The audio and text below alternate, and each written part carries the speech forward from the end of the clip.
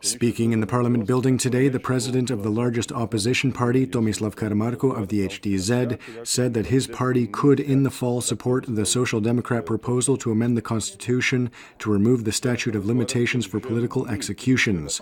However, the SDP's coalition partner, the People's Party, is not on board, claiming that there is no need to amend the Constitution at this time. President Ivo Josipovic today said that the Constitution should not be changed for individual cases, adding, however, that he understood that such cases should not be forgotten. An INA oil and gas company union today organized activities in Zagreb, Sisak, Osijek, Rijeka, and Split, warning citizens that INA is systematically being transformed into a satellite of the Hungarian-based oil company MOL. MOL owns slightly more than 49% of INA, while the Republic of Croatia owns slightly less than 45% of the company. Thousands of Americans continue mass protests across the U.S. after a Florida court acquitted Neighborhood Watch volunteer George Zimmerman of murdering an unarmed black teenager. The 29-year-old Zimmerman was facing charges of second-degree murder and manslaughter for the fatal shooting of Trayvon Martin in 2012. Under pressure from civil rights groups and lawmakers, the Justice Department is expected to launch an investigation into the case. In Cairo, U.S. Deputy Secretary of State William Burns held talks with Egypt's interim leadership today. The content of the talks is unknown, but Washington had announced that he would seek an end to violence and a transition to a new civilian government. He is the first senior U.S. official to visit the country since the army ousted Islamist President Mohamed Morsi in early July.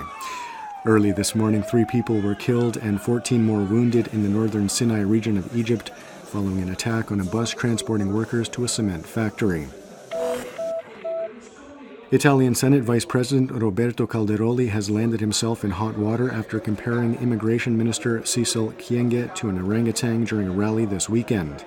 He has since offered an apology. Kyenge, the country's first black cabinet minister, has not called for his resignation but has invited him to deeply reflect on his comments.